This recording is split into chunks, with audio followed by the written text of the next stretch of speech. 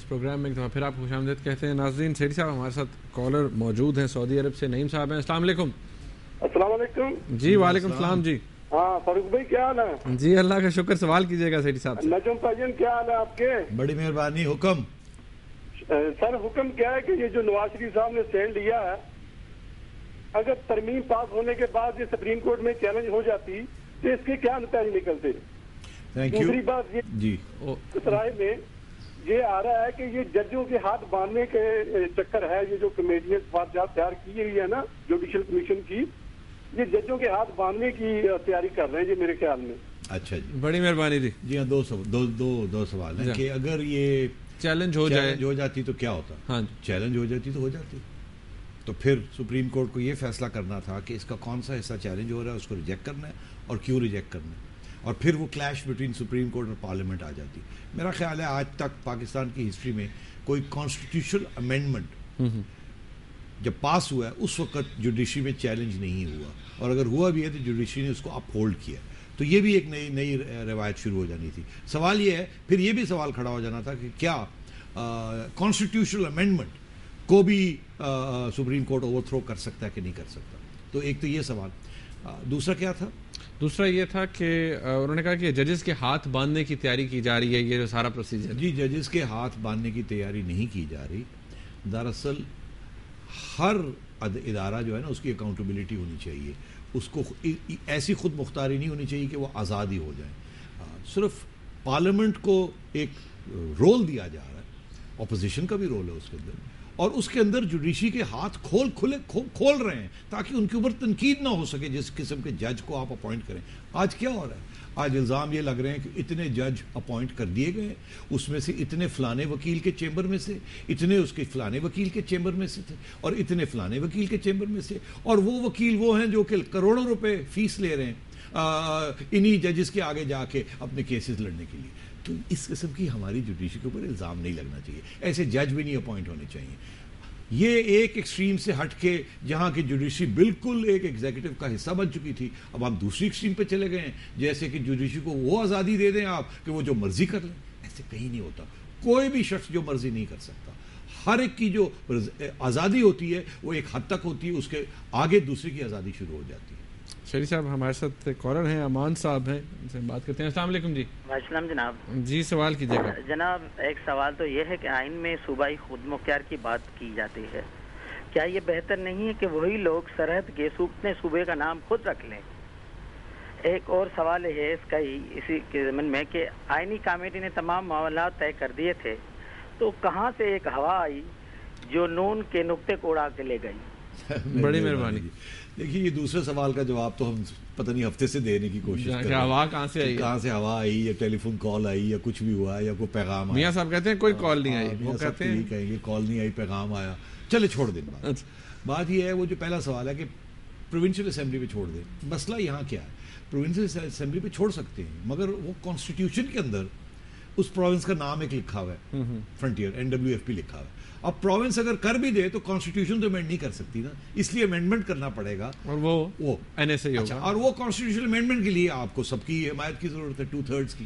تو اس لیے ہمیں وہ تو اگر فیصلہ کر بھی لیں مگر وہ کانسٹیٹیوشن میں لانے کے لیے وہ نواز شریف صاحب یا کیو والوں کو ان کو ساتھ لینا پڑے گا. شریف صاحب ایک ہمارے یہ بھائی ہیں فیصل عباس صاحب, انہوں نے کچھ 3 میسیجز آئے ہوئے ہیں ان کے. انہوں نے کہا سیٹھی صاحب مشرف صاحب کے خلاف کوئی بات نہ کیا کریں, ہمیں تکلیف ہوتی ہے.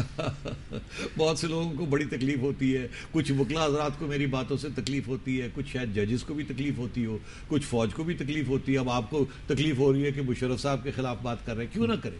اگر صحیح ہے تو صحیح ہے, غلط ہے تو غلط ہے. سب کے خلاف بات بھی ہوگی اور سب کے حق میں بھی بات ہوگی. سیٹھی صاحب ایک SMS آیا ہوا ہے, یہ عبد القادر صاحب ہیں لاہور سے. انہوں نے کہا سیٹھی صاحب آپ کو کیا لگتا ہے کہ کیا مسلم لیگ نواز اسٹیبلشمنٹ کی لائن پرسو کر رہی ہے یا وہ اپنی پالیٹکس کر رہے ہیں؟ دیکھیے مسلم لیگ نواز, اگر نواز شریف صاحب کی آپ بات میرے سے پوچھیں, وہ کبھی بھی اسٹیبلشمنٹ کی لائن نہیں پرسو کریں گے. ان کی یہ بھی خود مختار سیاست ہے, اس پہ کوئی شک نہیں, مگر ان کی سیاسی جماعت کی ایک ہسٹری ہے, اسٹیبلشمنٹ کا حصہ رہی ہے.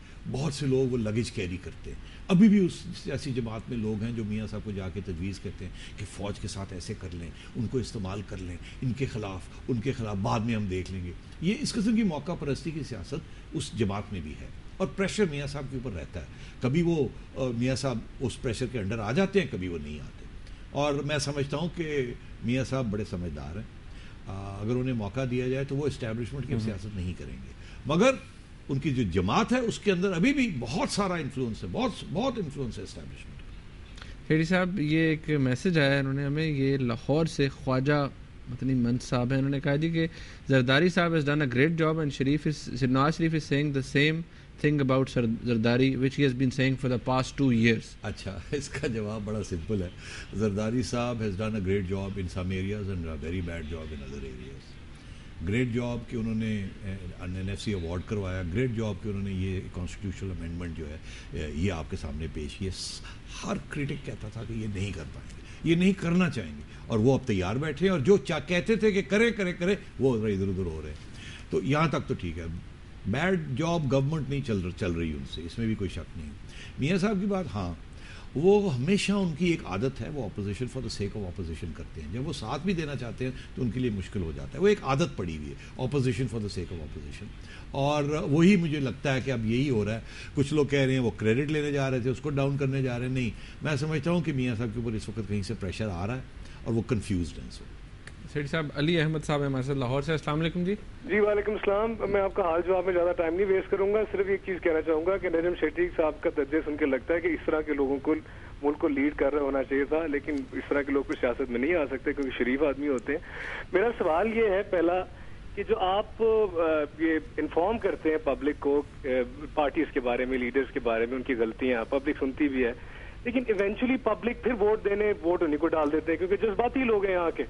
تو آپ کے خیال میں ان پروگرام سے اتنی اویئرنیس بڑھ جائے گی کہ فائنل الیکشن میں لوگوں کو پتہ لگ جائے کہ یار کون بندہ ٹھیک ہے کون نہیں ہے؟ سوال نمبر 2 یہ کہ جب اپنا ایجپٹ جو ہے وہ $35 بلین اپنا معاف کروا سکتا ہے قرضہ, تو آپ تو خیر ان سیاستدانوں کو پرسنلی بھی جانتے ہوں گے, تو کیا ان کا کوئی ویژن ہی بڑا نہیں ہے, یہ سوچتے ہی بڑا نہیں ہے, یا یہ سمجھتے ہیں کہ یہ کام ہوگا نہیں تو ہم لوگ اپنے قرضے کیوں نہیں معاف کروا سکتے امریکہ سے؟ بڑی مہربانی. دیکھیے, پہلا جو سوال تھا وہ کیا تھا کہ یہ کہہ رہے ہیں کہ وہ سیاستدان کو کیوں پبلک ووٹ دیتی ہے, ان کو پتہ ہے. کہتے ہیں پبلک اویئرنیس جو ہے کیا پروگرامز کے تھرو اتنی بڑھ جائے گی کبھی؟ تھرڈ ورلڈ میں ایشو اورینٹڈ الیکشنز نہیں ہوتے, یہ بڑی ایڈوانس ڈیموکریسیز کی بات ہوتی ہے. اور آپ نے دیکھا ہمارا کتنا قبائلی سسٹم ہے, کلچر ہے, اور یہ کاسٹ سسٹم بھی چل رہا ہے ساتھ ساتھ, اور یہ برادری بھی چل رہی ہے, اور یہ سب کچھ چل رہا ہے. اس لیے یہ وقت لگے گا. Maybe 50 years from now ہم ایشو اورینٹڈ باتیں کرنی شروع کر دیں گے. انڈیا میں بھی آپ دیکھیں, وہاں بھی اب ساری پالیٹکس لوکل ہوتی جا رہی ہے, اور ایشو اورینٹڈ پالیٹکس کم ہے وہاں بھی.